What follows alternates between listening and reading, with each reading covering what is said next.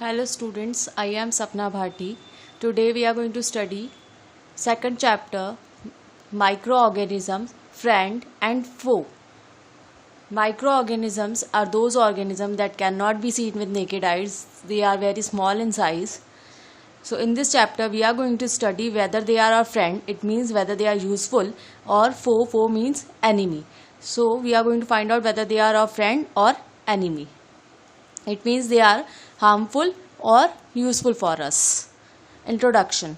A number of organisms, whether they are small or big, can be observed easily with naked eyes. हमारे आसपास हमें बहुत सारे number of organism दिखते हैं, चाहे वो छोटे हो या बड़े, हम उनको इजीली हमारी आंखों से देख सकते हैं. There are also a number of living organism that cannot be seen with the naked eyes. इसके अलावा और भी ऐसे ऑर्गेनिज्म, लिविंग ऑर्गेनिज्म होते हैं जिन्हें हम हमारी आईज से नहीं देख पाते.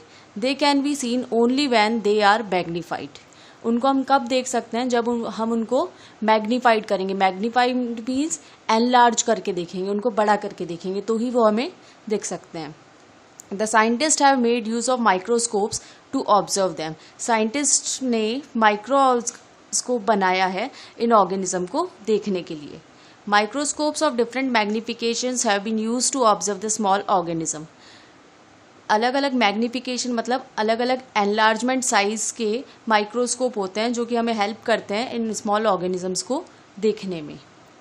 सच living organisms are known as microorganism. ऐसे ऑर्गेनिज्म जिनको देखने के लिए हमें माइक्रोस्कोप की ज़रूरत पड़ती है, हम उन्हें डायरेक्टली नहीं देख सकते, वो कहलाते हैं माइक्रो ऑर्गेनिजम्स या microbes. The microorganisms that are too small to be seen with the naked eyes and can be seen only under a microscope. तो माइक्रो ऑर्गेनिजम्स जो होते हैं वो बहुत ज़्यादा स्मॉल होते हैं, हम हमारी नेक्ड आइज से उनको नहीं देख सकते और उनको हम सिर्फ माइक्रोस्कोप के अंडर ही देख सकते हैं. Microbiology is a branch that deals with the study of micro organism. Microbiology वो ब्रांच है साइंस की जिसके अंदर माइक्रो ऑर्गेनिज्म की स्टडी करी जाती है. Let us perform the following 3 activities to find answers to the above questions. Okay. In this activity first, observation of microorganisms present in water. इसके अंदर माइक्रोस्कोप के अंदर हम वो ऑर्गेनिजम्स देखेंगे, वो माइक्रो ऑर्गेनिजम्स दिखेंगे जो वाटर के अंदर प्रेजेंट होते हैं. इसके अंदर हम डिफरेंट सोर्सेज से वाटर कलेक्ट करेंगे, like drain, well, canal, lake, pond, river. इनके वाटर को हम अलग अलग टेस्ट ट्यूब में कलेक्ट करेंगे और फिर उसको माइक्रोस्कोप या मैग्नीफाइंग ग्लास के अंडर देखेंगे. तो हमें इसके अंदर बहुत सारे अलग अलग तरह के ऑर्गेनिजम्स दिखाई देंगे, छोटे छोटे से organism. You will observe that many small organism are present in water under the microscope. जब हम उस वाटर को माइक्रोस्कोप के नीचे देखेंगे तो हम उसके अंदर बहुत सारे छोटे छोटे ऑर्गेनिजम्स दिखाई देंगे. These organism could not be seen when observe through the necked eyes. जब हम हमारे माइक्रोस्कोप के बिना हमारे आंखों से अगर हम डायरेक्टली उसको देखेंगे तो हमें ये ऑर्गेनिजम्स नहीं दिखेंगे. In activity 2 we are going to take a piece of bread. We are going to take piece of bread. We are going to keep it in the air for a day or two. After 2-3 days, we are going to keep it in warm place and we are going to watch it again after 4-5 days. We'll find that the bread gets covered with a grayish white patches. If you are going to see this patch under the microscope, you see that they are tiny black rounded structure growing on thin long stalks from the bread. आप सब ने ये चीज़ करके देखी होगी. कई बार जो bread हमारी घर पे पड़ी रहती है, पुरानी हो जाती है, तो उसके ऊपर ब्लैक ग्रे कलर के पैचेस से बन जाते हैं. ये जो पैचेस है ये माइक्रो ऑर्गेनिजम्स होते हैं. एक्टिविटी 3 के अंदर एक गार्डन से हम मॉइस्ट गीली मिट्टी जो होती है उसको इकट्ठा करेंगे. उसको एक एगर प्लेट में उसको एक केमिकल होता है एगर, उसके ऊपर डालकर एक सॉल्यूशन प्रिपेयर करेंगे और उसको एक पेट्री डिश में रख देंगे. फिर उसको कूल करेंगे और जब वो कूल हो जाता है तो एगर सॉल्यूशन जो है वो थिक हो जाता है और सॉलिड बन जाता है. फिर हम उस प्लेट को 2-3 डेज के लिए वार्म प्लेस पर रख देंगे तो उसके ऊपर भी कुछ पैचेस डेवलप हो जाएंगे, जैसे कि ब्रेड पर पैचेस डेवलप हुए थे. और उसको फिर हम जब माइक्रोस्कोप के अंडर ऑब्जर्व करेंगे तो हम सेम चीज़ देखेंगे कि वहाँ पर कुछ माइक्रो ऑर्गेनिज्म ग्रो करने लग गए. ये जो एक्टिविटीज़ है इन सब से हम एक ही कंक्लूजन पर आते हैं, वो है वाटर हो, एयर हो, चाहे सॉइल हो, इन सब के अंदर बहुत सारे लिविंग ऑर्गेनिजम्स होते हैं. These organisms are very small and are not visible to the naked eyes. ये जो ऑर्गेनिज्म है वो हमें नेक्ड आई से नहीं दिखते हैं. In fact, 300 years ago, a Dutch storekeeper, Antoine van Leeuwenhoek, had discovered the world of microorganism. 300 साल पहले एक डच में रहने वाले शॉपकीपर ने, जिनका नेम था एंटोनी वैन ल्यूवेनहुक, इन्होंने डिस्कवर्ड किया था इन माइक्रो ऑर्गेनिज्म के वर्ल्ड को. ल्यूवेनहुक ने carefully Drew and describe everything he saw. उन्होंने जो कुछ देखा उसको क्लियरली अच्छे से उन्होंने डिस्क्राइब किया, और उन्हीं के रिकॉर्ड से साइंटिस्ट को ये पता चला कि उन्होंने बैक्टीरिया, फंगाई या दूसरे जो भी टाइनी क्रिएचर्स से उनको देखा.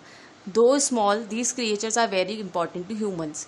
ये चाहे हमारे साइज़ में बहुत छोटे होते हैं लेकिन ये बहुत ही इंपॉर्टेंट होते हैं हमारे लिए. Such tiny organism are found all around us. ये सारे ऑर्गेनिज्म, ये जो माइक्रो ऑर्गेनिज्म है, ये हमारे चारों तरफ दिखते हैं. हवा में फ्लोट करते हैं, वाटर के अंदर मूव करते हैं, इवन सॉइल या प्लांट्स पर भी होते हैं, हमारी बॉडी के अंदर होते हैं, और दूसरे एनिमल्स की भी बॉडी में होते हैं. Some causes disease and sometimes called germs. कुछ जो है वो डिजीज़ कॉज करते हैं, बीमारियाँ के लिए बीमारियाँ प्रोड्यूस करते हैं, और इसीलिए हम उनको क्या बोलते हैं, germs. These days we are using sanitizers to kill germs. However, most are harmless. लेकिन कई harmless होते हैं. Today scientists call these small living things as microbes or microorganism. ये जो छोटे living organism है इनको क्या बोला जाता है, microbes या microorganisms. Most microorganisms are too small to be seen without the aid of a magnifying glass or a microscope. Maximum micro organism जो होते हैं वो बहुत ज़्यादा छोटे होते हैं, इन्हें हम मैग्नीफाइंग ग्लास या माइक्रोस्कोप के बिना नहीं देख सकते हैं. Next is kinds of micro organism. Major kind of micro organisms include bacteria. अगर बैक्टीरिया का ग्रुप है तो वो बैक्टीरिया कहलाएगा, और अगर सिंगल है तो वो बैक्टीरियम कहलाएगा. फंगाई, सिंगुलर को हम कहेंगे fungus. Third is protozoan. Fourth algae, और अगर सिंगुलर है तो वो कहलाएगा एल्गा. फिफ्थ है वायरस, और अगर सिंगुलर है तो उसको भी, अगर प्लूरल है तो वायरसेस कहलाएगा, और सिंगुलर है तो virus. Viruses are the smallest of all micro organism. ये जो 5 टाइप के डिफरेंट माइक्रो ऑर्गेनिजम्स बताए हैं, इसके अंदर वायरसेस जो हैं वो सबसे स्मॉल होते हैं. They are quite different from other micro organism. Strictly speaking they can not be grouped along with living things and micro organism. अगर ये जो है ये दूसरे माइक्रो ऑर्गेनिज्म से डिफरेंट होते हैं. अगर हम सीरियसली बोला जाए तो ये इनको हम लिविंग थिंग्स या माइक्रो ऑर्गेनिज्म की कैटेगरी में नहीं रख सकते हैं. दे लाइन और the border line dividing the living things from the non living things. हम जो कैरेक्टरिस्टिक्स होते हैं जिनके बेसिस पे ये डिवाइड करते हैं कि कौन सी चीज़ लिविंग है और कौन सी नॉन लिविंग, ये उसकी बॉर्डर लाइन पर होते हैं. इट मीन्स इसमें नॉन लिविंग जैसे कैरेक्टर्स भी है और लिविंग जैसे कैरेक्टर्स भी है. Viruses lack a cellular structure, a non-living feature, but can reproduce only inside cells of the host organism, a living feature. Viruses जो है उसके अंदर सेल्यूलर स्ट्रक्चर नहीं होते. जब ये वो फीचर, सेल्यूलर स्ट्रक्चर होना वो फीचर है जो लिविंग ऑर्गेनिज्म के अंदर होता है.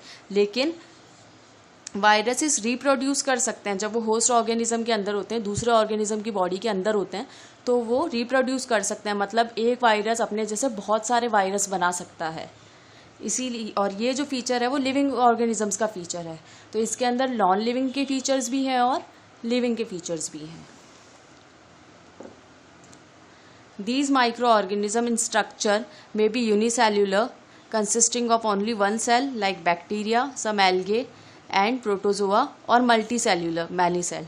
ये जो माइक्रो ऑर्गेनिज्म होते हैं ये यूनिसेल्यूलर भी हो सकते हैं और मल्टी सेल्यूलर भी हो सकते हैं. इट मीन्स एक सेल से भी बने हुए हो सकते हैं और बहुत सारे सेल से भी बने हुए हो सकते हैं. यूनिसेल्यूलर के कुछ एग्जाम्पल दिए हुए हैं like bacteria, algae and protozoa. Unicellular micro organism. Plants में यूनिसेल्यूलर माइक्रो ऑर्गेनिज्म होते हैं एल्गे, जैसे कि क्लेमाइडोमोनस, कॉलेरा. फंगाई के अंदर होता है यीस्ट और बैक्टीरिया. एनिमल्स में अगर हम देखें तो यूनिसेल्यूलर माइक्रो ऑर्गेनिज्म होते हैं प्रोटोजोआ के अमीबा, यूग्लिना, पैरामीशियम।